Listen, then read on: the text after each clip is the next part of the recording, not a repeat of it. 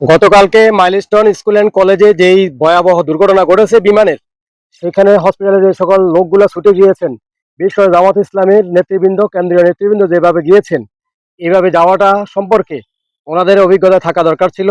যে দগ্ধ ব্যক্তিদের যে হয়, আপনার ইনফেকশন হয়, সেখানে তারা ইনফেকশনের কথা কেন চিন্তা করলেন না? তারপরে আমি আরো অনেকে দেখেছি। আমি বিশেষ করে জামাত ইসলাম সম্পর্কে বলবো, ওনারা ওনাদের দায়িত্বশীল জায়গা থেকে এখানে হেকমত অবলম্বন করা দরকার ছিল। আমি হেকমতের কথা এই জন্যই বলছি, এই দেশে যদি এই ধরনের কোনো ভয়াবহ দুর্ঘটনা ঘটে, যদি কেউ না যায় সেখানে, অর্থাৎ যে সকল রাজনৈতিক দলগুলো থাকেন, তাদের যদি নেতৃবৃন্দ এই ধরনের মানুষগুলো যদি না যান, তখন তাদের ব্যাপারে সমালোচনা হয়। এই যে এই কথাটা আপনি এর জবাব কিভাবে দেবেন? যদি তারা না যেতেন তাহলে সেখানে কি হতো? সেখানে নিশ্চিত এখানে আরো সমালোচনা হতো যে এত বড় ভয়াবহ দুর্ঘটনা ঘটলো, মানবিক ব্যক্তিরা কই, মানবিক নেতারা কই? কিন্তু আমি দেখেছি সেখানে বিএনপিরও আমরা অনেক নেতৃবৃন্দকে দেখেছি, কেন্দ্রীয় নেতৃবৃন্দরা সেখানে গিয়েছেন, বিএনপির মহাসচিব সহ আরো অনেক নেতৃবৃন্দরা সেখানে গিয়েছেন। তাহলে এটা কি আমাদের দেশের প্রথম? আমাদের দেশের আসলে আমাদের চিন্তা ভাবনা কি, যে আমরা সমালোচনা করবই। আপনি একটা কাজ করলেও সমালোচনা করব, না করলেও করব। করলে বলবো যে এই ভুল করেছেন, যদি আপনি সেই কাজটা না করেন তাহলে আমি বলবো কেন কাজটা করেন নাই। এটা এদেশের আমাদের একটা স্বভাবে পরিণত হয়ে গেছে। আমি নিজেই চাক্ষুষ তার প্রমাণ। চট্টগ্রাম বিএম ডিপোতে আমরা দেখেছি, সেখানে গত 2 বছর আগে সে জুন মাসে ঘটনা ঘটেছিল, যে বিএম ডিপোতে সেটা তো আগুনের পোড়া ছিল। সে সকল রুগী থেকে চট্টগ্রাম মেডিকেল দেখার জন্য সেই সময় ক্ষমতাসীন যারা ছিলেন, তারা দলে দলে এসেছেন।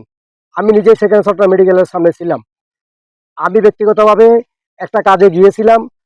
প্রথমে গিয়েছিলাম আমি স্বেচ্ছায় সেখানে উদ্ধার কাজে অংশ নেব।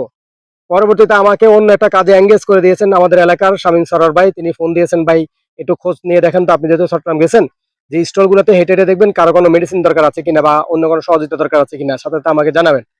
পরবর্তীতে এটা তো উনি বলেছেন যে ফারাজ করিম চৌধুরীর একটা স্টল আছে, আমি দেখেছি, সেখানে একটু খোঁজ খবর নেন।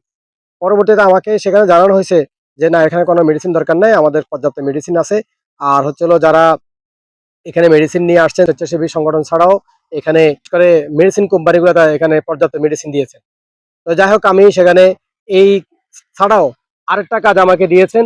যদি আপনার এখানে এটা না হয়, তাহলে এখানে অনেক স্বজনদেরকে দেখার জন্য অনেক লোক আসছেন, তাদের থাকার জায়গা নেই, আপনি প্রয়োজন তাদেরকে হোটেলে থাকার ব্যবস্থা করেন। আমি সেখানে গিয়ে প্রশাসনকে জানালাম। প্রশাসনকে জানানোর পরে আমার সাথে তারা লোক দিয়েছেন।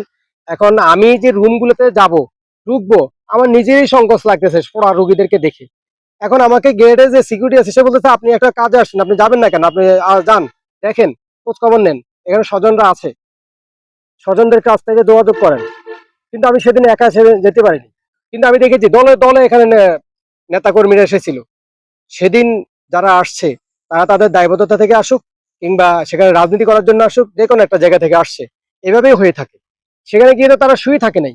এই যে চট্টগ্রামীদের যারা দেখেছি, সেখানে তো গিয়ে তো তারা শুয়ে থাকে নাই। সেখানে দলে দলে লোক ঢুকেছে, কিন্তু শুয়ে থাকে নাই। এই কয়েক মিনিট ছিল, তারা চলে গেছে। এখানে ব্যাহত কাজে ব্যাহত হওয়া তেমন কিছু নেই, এটাই স্বাভাবিক। আর এখানে অনেক অভিভাবকরা হতো থাকে। ঠিক আছে, এখানে দগ্ধ ব্যক্তিদের, দগ্ধ রোগীদের কিন্তু ইনফেকশন হয়। তাহলে গতকালে যেটা হয়েছে, সেটা নিয়ে আমরা সমালোচনা করছি। আমরা কেন সমালোচনাটা করছি আমি নিজেকে একবার জিজ্ঞেস করি, যে এই ধরনের হলে তো যে কোনো কেউ যায়, না গেলেও তো সমস্যা, গেলেও তো সমস্যা। এই দেশে তাহলে মানুষ কি করবে?